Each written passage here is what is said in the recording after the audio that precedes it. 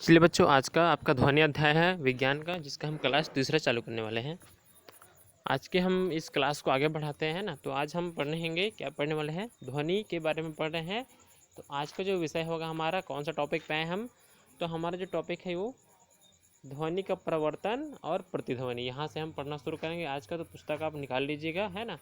और आप कौन सा पेज निकालेंगे, तो देखिए आपको पेज निकालेंगे 102 पेज निकाल लेना है, पेज नंबर, है ना। पृष्ठ क्रमांक 102 निकाल लीजिएगा। वहाँ पे आपको दिख जाएगा ये ध्वनि का प्रवर्तन और प्रतिध्वनि। अब प्रवर्तन मतलब जानते हो आप, है ना। प्रवर्तन मतलब क्या होता है, प्रकाश को वापस भेज देना। जैसे क्या होता है, ये आपका एक पिंड है और ये आपका क्या है, यहाँ से रोशनी आ रहा है, सूर्य से आपको रोशनी आ रहा है, कुछ इस तरह से यहाँ पे रोशनी आ रहा है। लेकिन ये पिंड क्या कर रहा है, इस रोशनी को अपने ऊपर पार नहीं जाने दे रहा है ना, इसको रोक रहा है यहाँ पे, और यहीं से तो फिर वापस इधर भेज रहा है। तो ये होता है आपका परावर्तन। मतलब ध्वनि जो यहाँ से प्रकाश निकल रही है और फिर से घूमकर सीधा और वापस उसी जगह पे चली जाती है। तो ये होता है परावर्तन, वापस मुड़कर आ जाना, है ना। तो ये उसका क्या होता है, परावर्तन कहलाता है। जब हम किसी, चलो पुस्तक पे आते हैं। जब हम किसी गहरे कुएं के भीतर की ओर मुंह करके या पहाड़ी की ओर पर जोर से आवाज़ देते हैं, तब कुछ समय पश्चात हमें वही आवाज़ सुनाई देती है। क्या होता है, जब भी हम किसी गहरे कुएं में जाएंगे, है ना, और या किसी पहाड़ी की तरफ अपना मुंह करके, या हम माफ़ कीजिएगा, जब आप किसी गहरे कुएं की तरफ मुंह करके या किसी पहाड़ी की तरफ मुंह करके कैसे करोगे, जोर से आवाज़ दोगे, है ना। जोर से आवाज़ देंगे, कुछ भी हम आवाज़ दे सकते हैं, किसी का नाम ले सकते हैं या और भी कुछ भी शब्द बोल सकते हैं। तो कुछ समय बाद क्या हो जाएगा, वही आवाज़ हमको फिर से सुनाई देगी, है ना। वही आवाज़ हमको क्या होगा, फिर से सुनाई देगी। जैसे हमने किसी का नाम लिया तो वही नाम हमको कुछ समय बाद फिर से हमको पुनः और सुनाई देती है हमारी आवाज़ में, मानो कुएं या पहाड़ी से कोई उसे दोहरा रहा हो, है ना। और ऐसा लगता है कि इसी आवाज़ को कोई और कुएं या पहाड़ी की तरफ है, जो हम जो बोल रहे हैं उसको और फिर से वह बोल रहा है, ऐसा होता है। तो ध्वनि इस प्रकार, है ना, ध्वनि का इस प्रकार किसी सतह से टकरा कर वापस आना ध्वनि का प्रवर्तन कहलाता है, और प्रवर्तन ध्वनि प्रतिध्वनि कहलाती है। देखिए होता क्या है, जब भी हम गहरे कुएं या पहाड़ की तरफ मुंह करके ज़ोर से आवाज़ देते हैं, तो होता क्या है, ये आपका कुआं हो गया और ये आपका पहाड़ हो गया, ठीक है। ये आपका क्या हो गया, पहाड़ हो गया।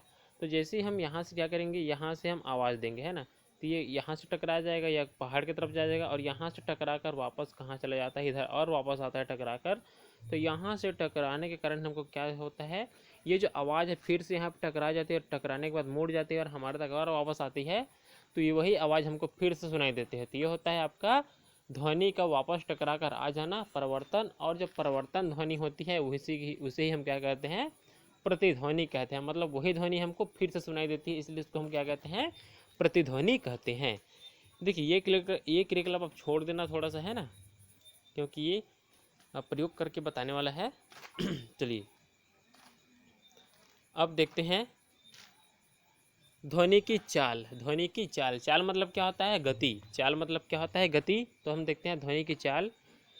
बरसात के दिनों में आपने बादलों की गड़गड़ाहट तथा बिजली की चमक देखी होगी। बादलों की गड़गड़ाहट तथा बिजली की चमक लगभग एक साथ उत्पन्न होती है, परंतु हमें चमक पहले दिखाई पड़ती है और गर्जन बाद में सुनाई पड़ती है। ऐसा क्यों? तो देखिए बरसात के दिनों में होता क्या है, जब भी बादल छाता है तो बादल गरजने लगते हैं, गड़गड़ाते हैं, है ना, और बिजली भी उत्पन्न होती है, गड़गड़ाते हैं। तो होता क्या है, पहले हमको बिजली दिखाई देती है और बाद में बादल क्या होता है, उस बादल गरजने का आवाज़ सुनाई देता है। तो ऐसा क्यों? लेकिन ये क्या होते हैं, एक साथ होते हैं, है ना। दोनों जो होते हैं एक साथ होते हैं, लेकिन हमको कौन सा पहले दिखाई देता है, तो बिजली की चमक हमको पहले दिखाई देता है। तो इसका क्या कारण हो सकता है, तो आइए हम देखते हैं। इसका कारण यह है कि प्रकाश का वेग, है ना, प्रकाश का वेग यानी कि चाल ध्वनि के वेग से बहुत अधिक है। जो आपका बिजली है, बिजली क्या है, प्रकाश के रूप में होता है, तो प्रकाश का वेग बहुत अधिक है बिजली से, इसलिए हाँ, ध्वनि से बहुत अधिक है। इसलिए क्या होता है, प्रकाश का वेग लगभग देखिए 30,000 करोड़ ऐसा कुछ दिया गया है मीटर प्रति सेकंड, और ध्वनि का वेग 0 डिग्री सेल्सियस पर 332 मीटर प्रति सेकंड तथा 20 डिग्री सेल्सियस पर 340 मीटर प्रति सेकंड ही होता है। इसलिए जो प्रकाश का वेग ज़्यादा है, प्रकाश का चाल ज़्यादा है, इसलिए वह पहले है ना, सबसे पहले हमारे पृथ्वी तक पहुंच जाता है और हमको पहले दिखाई देता है। लेकिन ध्वनि का जो चाल है कैसा है, उस प्रकार से बहुत कम है, इसलिए जो बादल का आवाज़ होता है, ध्वनि होता है गरजने का, वो हमको बाद में सुनाई पड़ता है और बिजली है जो है हमको पहले दिखाई पड़ती है। तो यही कारण है कि वहाँ पे ध्वनि का चाल प्रकाश के चाल से कम होता है, इसलिए प्रकाश यानी कि बिजली जो है सबसे पहले हमको दिखाई देती है और बादल की गड़गड़ाहट की आवाज़ हमको बाद में सुनाई पड़ती है। चलिए अब देखते हैं ध्वनि के गुण। ध्वनि के गुण देखो, ध्वनि के क्या क्या गुण होते हैं ये हम पढ़ने वाले हैं। तो देखते हैं सबसे पहले क्या दिया है आपका, सबसे पहले दिया है आपका क्या दिया है, तीव्र तथा मंद ध्वनि। क्या दिया है, तीव्र तथा मंद ध्वनि आपका दिया है, तीव्र तथा मंद ध्वनि दिया है, इसको हम पढ़ने वाले हैं, है ना। तीव्र तथा मंद ध्वनि हम पढ़ेंगे ये वाला। ध्वनि की तीव्रता कंपन के आयाम पर निर्भर करती है। ध्वनि की तीव्रता, तीव्र मतलब है ना, तीव्र कौन सा ध्वनि तीव्र है और कौन सा ध्वनि मंद है, यानी कि कौन सा ध्वनि तेज और कौन सा ध्वनि धीमी है। तो जो ध्वनि की तेजता है ना, यानी कि तीव्रता किस पर निर्भर करती है, उसके आयाम पर निर्भर करती है। कंपन के अधिक आयाम के कंपन तीव्र ध्वनि उत्पन्न करते हैं, और जिस वस्तु से जितना अधिक कंपन होगा उतना अधिक क्या उत्पन्न होगा, तीव्र ध्वनि उत्पन्न होगा। कम आयाम के कंपन से मंद ध्वनि उत्पन्न होती है, और जिस वस्तु में कम कंपन होगा, कम आयाम होगा, उसमें से क्या होगा, मंद ध्वनि उत्पन्न होगी, यानी कि कम गति वाली ध्वनि उत्पन्न होगी, है ना। जब किसी वस्तु को जोर से ठोका जाता है तो वह वस्तु अधिक समय अधिक आयाम से कंपन करने लगती है और तीव्र ध्वनि उत्पन्न करती है। लेकिन इसी के विपरीत क्या करेंगे, जब किसी वस्तु को हम धीरे से ठोकेंगे तो उसमें कम आयाम होगा, जिसके फलस्वरूप कम कंपन होगा और कम ध्वनि वहाँ से निकलने लगेगी। अब हम क्या पढ़ने वाले हैं, मोटी तथा पतली ध्वनि, है ना। मोटी तथा पतली ध्वनि हम देख लेते हैं। तो देखिए, आप सभी को ज्ञात है कि भारतीय संगीत में 7 स्वरों सा रे गा मा पा धा नी का प्रयोग किया जाता है। आप जानते हैं कि यह क्रम बढ़ती हुई आवृत्ति के अनुसार है। ध्वनि सा से शुरू, है ना, ध्वनि सा से शुरू कर आगे बढ़ने पर पतली सुनाई देती है, अर्थात ध्वनि का तारतम्य तो बढ़ते जाता है। तो ये ध्वनि पतली या ध्वनि जो है मोटी या पतली ध्वनि कैसे जानेंगे, तब का जो हम सारे गामा पधा से जिसका उपयोग करते हैं उसमें क्या होता है आपका सारे गा, तो सा और सा रे ऐसा करके हम जो बोलते हैं ना सारे, तो इसमें क्या होता है सारे गामा पधा में, है ना, इसमें होता क्या है जो आपका शुरू में क्या है सारे, तो शुरू से हम क्या होता है आपका जो बोल के देखना, जैसे कि हम बोल रहे हैं सारे गामा पधा नी, तो इसमें हो रहा क्या, शुरू हम सबसे शुरू में हम क्या बोलते हैं, हमारा जो शब्द बोलते हैं ना सारे गामा ऐसा कुछ, तो ये हमारा मोटा ध्वनि होता है, मोटी ध्वनि होती है जब हम बोलते हैं तो। लेकिन जैसे सारे गा मा पा धा नी ऐसा करके आगे बढ़ते तो होता क्या है, हमारा जो आवाज़ है वह पतले होते जाते हैं, हमारी ध्वनि कैसे होती जाती है, पतली होती जाती है। तो इस तरह से ध्वनि मोटी और पतली भी होती है। अधिक तारतम्य की ध्वनि की आवृत्ति उच्च होती है, जैसे महिलाओं की आवाज़। और देखिए महिलाओं की आवाज़ कैसा होता है, बहुत उच्च होती है ना। थोड़ा सा भी आप, आपकी मम्मी हो गया, है ना, आपकी मम्मी हो गई या और कोई दादी हो गई, घर में चिल्लाते तो उनका आवाज़ कैसा होता है जी, पतला होता है, लेकिन कैसा होता है, बहुत तीव्र होता है, दूर तक जाता है।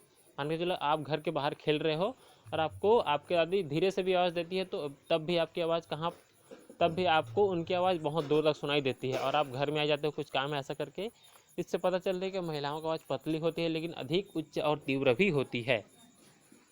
आप देखते हैं कोयल की एक कूक, है ना, कोयल की कूक, तो कोयल की कूक भी बहुत मधुर होती है और पतली होती है और दूर तक जाती है, अधिक तारतम्य की होती है। मच्छरों की फिनफिनाहट भी होती है और तीक्ष्ण ध्वनि है।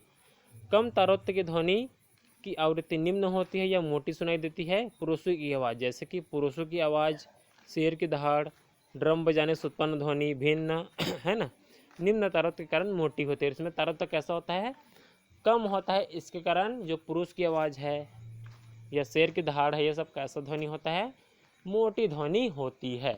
तो इस तरह से पतली और मोटी भी ध्वनि होती है जिसको हम पहचान सकते हैं। चलिए आगे बढ़ते हैं।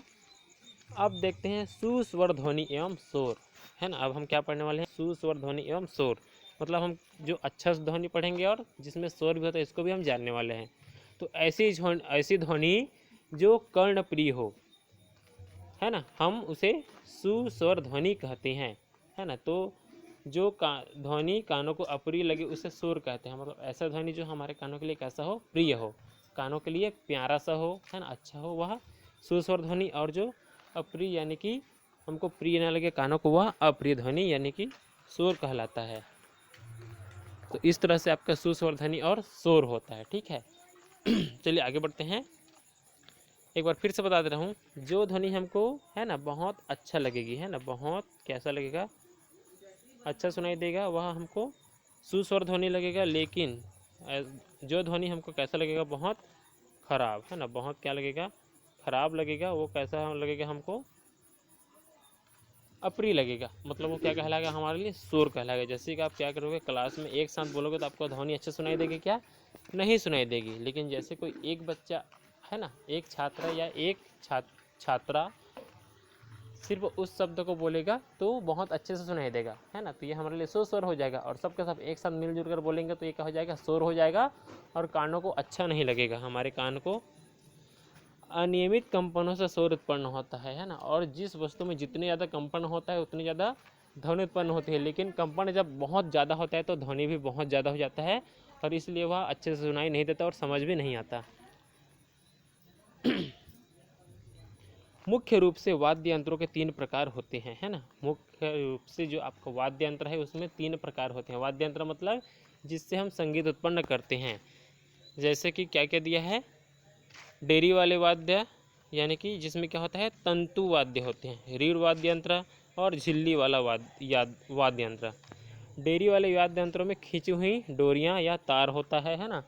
डेरी वाला तार होता है, डोरी वाला है, याद रखिएगा, माफ़ कीजिएगा, डोरी वाला वाद्य यंत्र उसमें क्या होता है, खींची हुई तंतु होती है, मतलब खींचे हुए तार होते हैं जिन्हें रगड़ा जाता है या खींचकर कंपित कराया जाता है। और इन तार में बहुत सारे तार होते हैं जिनको जब खींचते हैं तो एक दूसरे से टकराते हैं और एक दूसरे से टकराने के कारण क्या होता है, उसमें कंपन होता है। और कंपन होने के कारण उसमें क्या उत्पन्न होता है, ध्वनि उत्पन्न होता है। तो इसी कारण क्या होता है, उसमें ध्वनि उत्पन्न होती है वाद्य यंत्र से, डोरी वाले वाद्य यंत्र से। जैसे कि यहाँ पे दिखाया गया चित्र में देखिए, ये है आपका डोरी वाला वाद्य यंत्र, जिसमें यहाँ पे देखिए बारीक बारीक तार गया है। जब इसको कुछ इस तरह से खींचते हैं तो क्या होता है, ये एक दूसरे से टकराते हैं, कंपन करते हैं और कंपन करने के कारण इसमें क्या होता है, ध्वनि उत्पन्न होता है।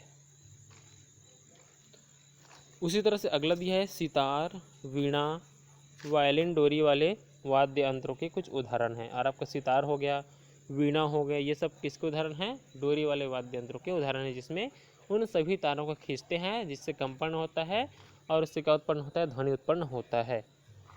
रीढ़ वाद्य यंत्रों में वायु स्तंभ कंपित होता है ना। इनमें वायु फूकी जाती है जो सीधे ही रीढ़ के द्वारा अंदर जाती है। जैसे बांसुरी, शहनाई, है ना, जो आप बांसुरी देखते हो, शहनाई देखते हो, उसमें क्या लगा होता है, रीढ़ लगा होता है अंदर में, जिसको फूकते हैं तो उससे फूकते हैं तो फूकने के कारण उसमें कंपन होता है और कंपन होने के कारण भी उससे ध्वनि उत्पन्न होता है। झिल्ली वाद्य में एक तनी हुई झिल्ली होती है, जैसे तबला, ढोलक, मृदंग। और झिल्ली वाला जो वाद्य यंत्र उसमें क्या होता है, एक तना हुआ आपका झिल्ली होता है। जैसे कि आपका तबला हो गया, ढोलक हो गया, मृदंग हो गया, उसमें क्या होता है, तना हुआ झिल्ली होता है। जैसे कि आपको दिख रहा है यहाँ पे, है ना, ये झिल्ली लगा है, यहाँ पे भी झिल्ली लगा है, जिसको जब हम क्या होते हैं ठोंकते हैं तो उसमें कंपन होता है और कंपन होने के कारण उसमें क्या उत्पन्न होता है, ध्वनि उत्पन्न होता है।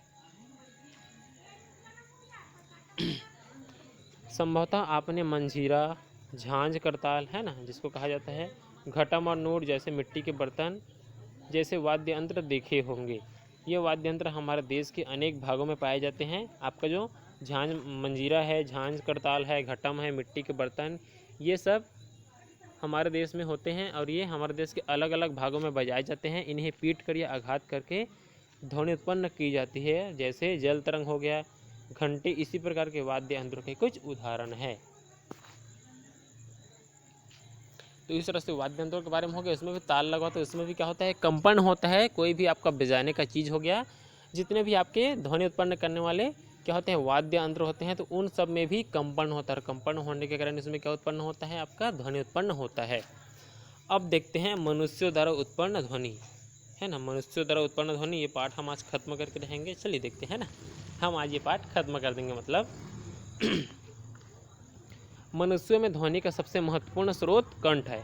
जो आपका गले के पास क्या होता है ना, आपके गले के पास जो आपका क्या निकला होता है, थोड़ा सा गले में छू कर देखना, वहाँ पे थोड़ा सा आपको कंठ दिखाई देगा, है ना। आपको आभास भी होगा छूने से, तो वो कंठ होता है, इसी से हमारा क्या निकलता है, ध्वनि निकलता है। कंठ में तने हुए जो स्नायु वाक तंतु के बीच वायु के निकलने के लिए एक संकीर्ण झिरी पाई जाती है। जब फेफड़ों से वायु झिरी में होकर बलपूर्वक निकलती है तो वाक तंतु कंपित होते हैं, जिससे ध्वनि उत्पन्न होती है। तो देखिए होता क्या है, मनुष्य भी ध्वनि उत्पन्न करता है, बोलता है तो उसका आवाज़ कैसे निकलता है, तो उसके भी गले के पास कंठ होता है और उस कंठ में वाक तंतु होता है। तो वह वाक तंतु भी क्या होता है, कंपित होता है, वहाँ पे भी कंपन होता है और कंपन होने के कारण ही क्या होता है, हमारी आवाज़ निकलती है। यदि वहाँ पे भी कंपन नहीं होता तो हमारी आवाज़ नहीं निकलती। मतलब ये स्पष्ट होता है कि किसी भी वस्तु हो, है ना, उसमें जब तक कंपन नहीं होगा तब तक उसमें ध्वनि उत्पन्न नहीं होगी। वाक तंतुओं से जुड़ी मांसपेशियों स्नायुओं पर अपना खिंचाव बढ़ा या घटा सकती है। अब देखिए हम क्या कर सकते हैं, अपने आवाज़ को कम भी कर सकते हैं और ज़्यादा भी कर सकते हैं। जब हम कम करते हैं तो यह कम कंपन होता है, हमारा कंठ है जो गले के पास होता है, और हम जब ज़्यादा आवाज़ करते हैं तो हमारे गले के पास जो कंठ है उसमें ज़्यादा कंपन होता है, इसलिए ज़्यादा ध्वनि सुनाई देता है। चलिए इसको भी छोड़ देना है ना, ये सब करके देखने वाला है। अब देखते हैं जंतुओं द्वारा उत्पन्न ध्वनि। जंतुओं द्वारा उत्पन्न ध्वनि, तो जैसे कि आप जानते हैं कि वस्तुओं से भी ध्वनि उत्पन्न होता है, मनुष्य से भी ध्वनि उत्पन्न होता है, इसी तरह से जंतुओं से भी ध्वनि उत्पन्न होता है जो सजीव होते हैं।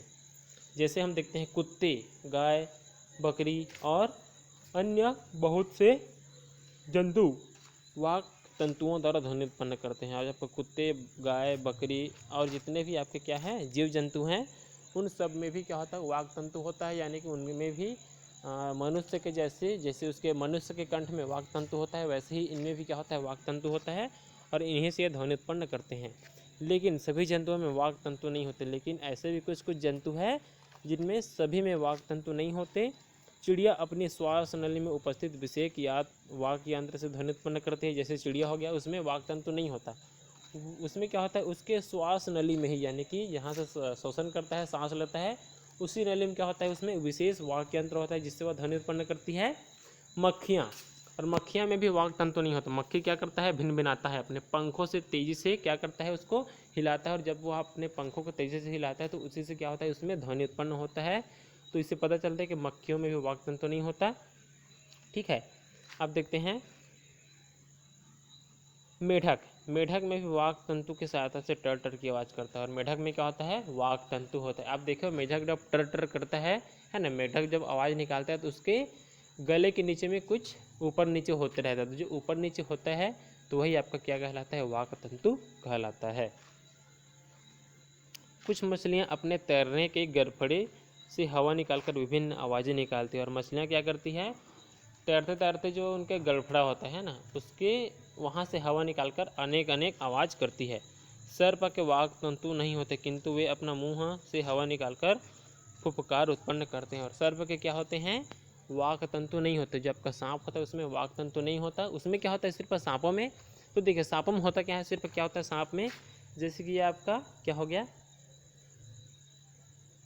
सांप हो गया। ठीक है, ये आपका सांप हो गया, तो सांप अच्छे से नहीं बना है। ठीक है, ये आपका क्या हो गया, सांप। और इस सांप में क्या नहीं होता, वाक तंतु नहीं होता, तो ये क्या करता है, अपने मुंह से, है ना, मुंह से सिर पर जीभ को निकाल कर क्या है, हवा निकालता है, और जीभ से हवा निकाल कर वह क्या करता है, फुफकार निकालता है, और यह फुफकार ही उसका क्या बन जाता है, ध्वनि बन जाता है। तो इस तरह से सांप भी क्या करता है, अपने जीभ से हवा निकालकर फुफकार उत्पन्न करता है, और यही उसका क्या कहलाता है, ध्वनि कहलाता है। ठीक है, तो ये होता है सांप के बारे में हो गया, जीव जंतु के बारे में हो गया, कौन कौन से जीव कैसे कैसे ध्वनि उत्पन्न करते हैं। तो इस तरह से आपने देखा, ये ध्वनि पाठ खत्म होता है। याद रखिएगा, किसी भी वस्तु से ध्वनि कब उत्पन्न होती है, जब उसमें कंपन उत्पन्न होता है, तब उसमें से क्या उत्पन्न होता है, ध्वनि उत्पन्न होता है। चलिए, ध्वनि वस्तुओं के कंपन से उत्पन्न होती है, हमने सीखा में दिया है, हमने सीखा, आप अच्छे से पढ़ लीजिएगा, हमने सीखा में, है ना।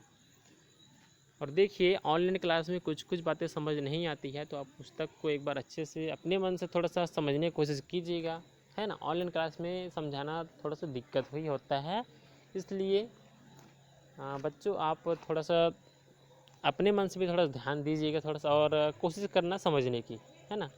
खुद से समझेंगे तो और ज़्यादा कभी नहीं भूलता है। है ना। खुद से जब हम खुद मेहनत करेंगे, उसको समझ जाएंगे, तो ये कभी नहीं भूलने वाला चीज़ बन जाता है। कोई भी चीज़ हो, आप जब उसको आप खुद हल कर लो और खुद बना लो ना, तो कभी नहीं भूलता है। तो आप खुद से भी मेहनत कीजिएगा।